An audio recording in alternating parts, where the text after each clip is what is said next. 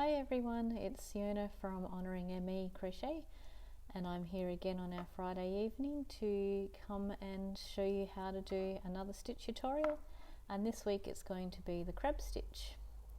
So I'll turn the camera around and get started.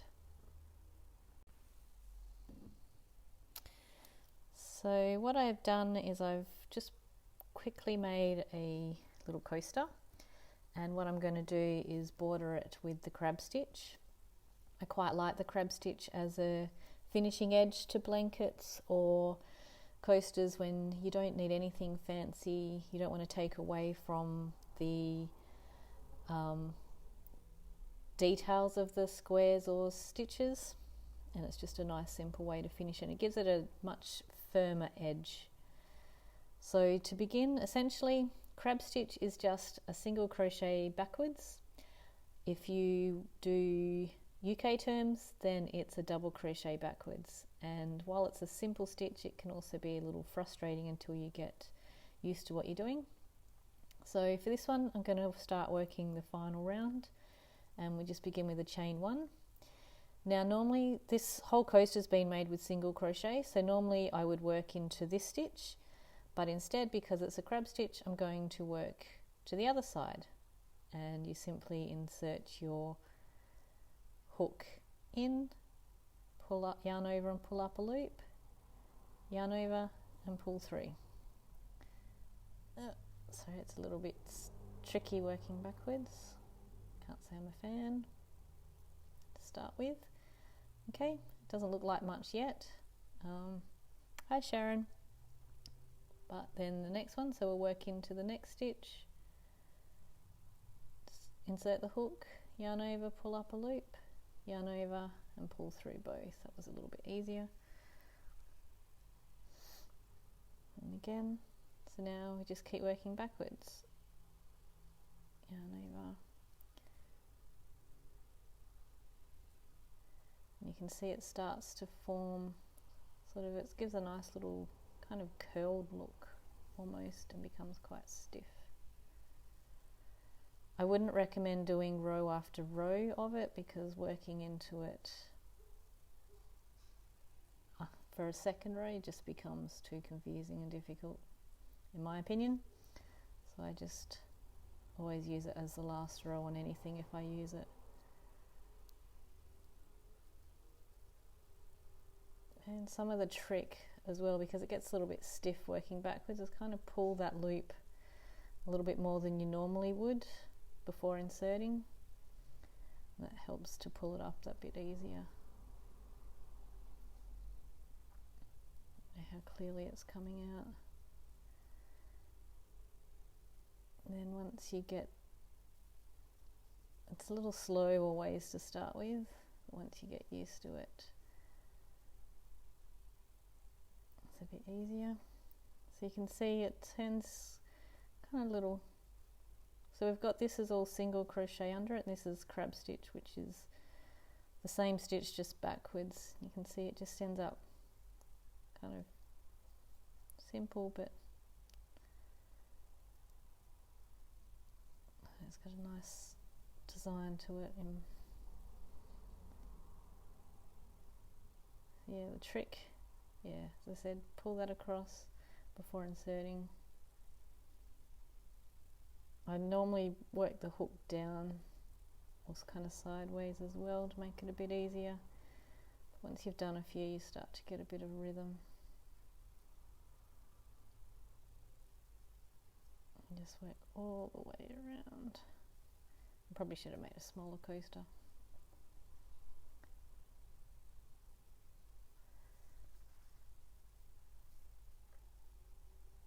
As you can see, it gives it, it starts to firm up the entire edge as well. It saves on blocking, which is something I very rarely ever do.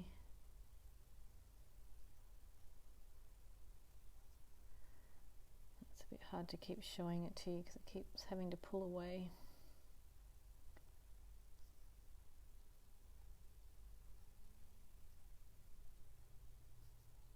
Feels a little bit like it's working on top of itself, so sometimes you just got to pull it across a bit once you've worked a few, just Neaten it up.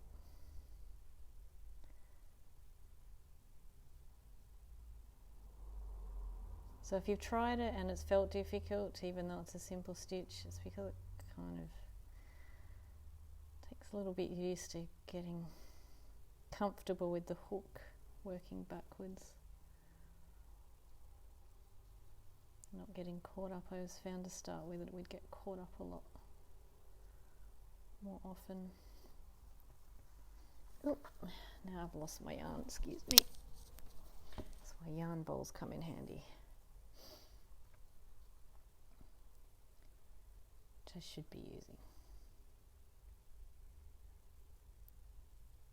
It kind of catches up, but eventually tidies itself up as you work around.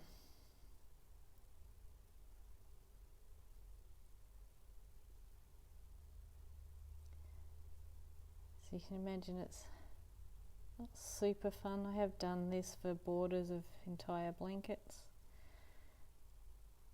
And while it's a bit of a pain till you get in the rhythm, it is a really effective simple border. Doesn't require counting because it's just one stitch.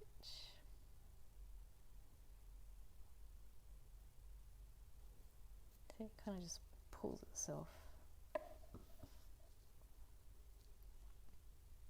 Just keep working around. So to make this coaster, all I've done is I used a magic ring to start with. Oops, sorry.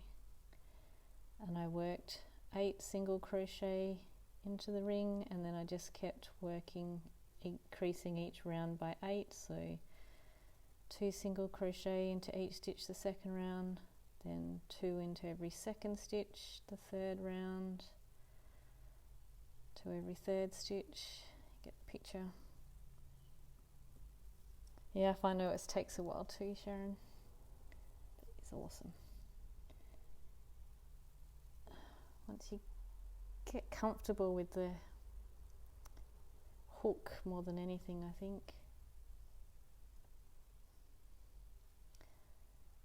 I don't know, I think I did 9 rows before I got, again, if you want to make a simple one like this, it's just keep increasing it till it's the size you want, depends on the yarn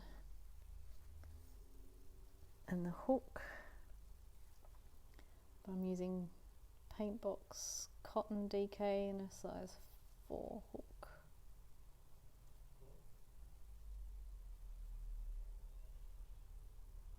But at least also using it as a border, and because I wouldn't dare work into it for a second row. Once you get to the end, you know you're done. Just pull them across.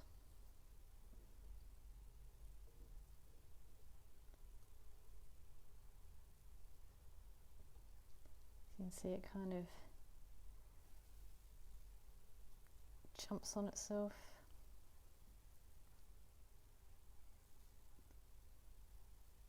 We're nearly there.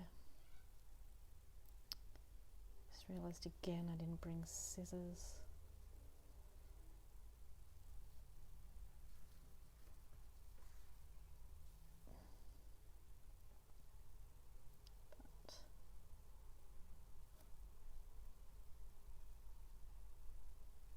Keep it up for you. Can feel a bit tight working into it as well.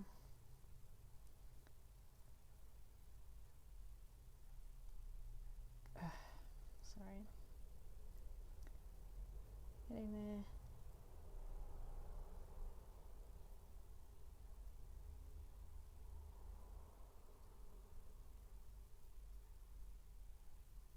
Yeah. This is a nice little ridge.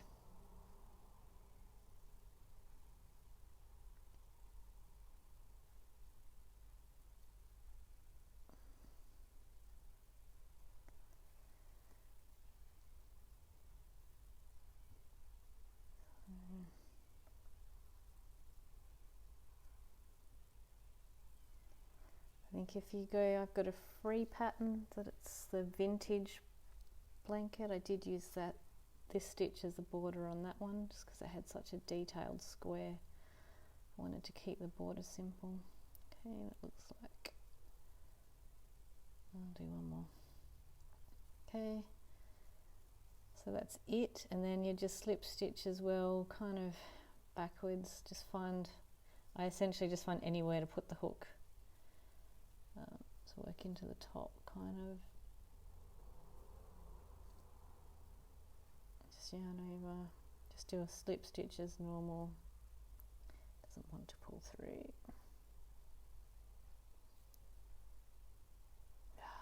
Sorry, it's not playing games. There you go. And kind of pull it through again. Where are we? Take 3.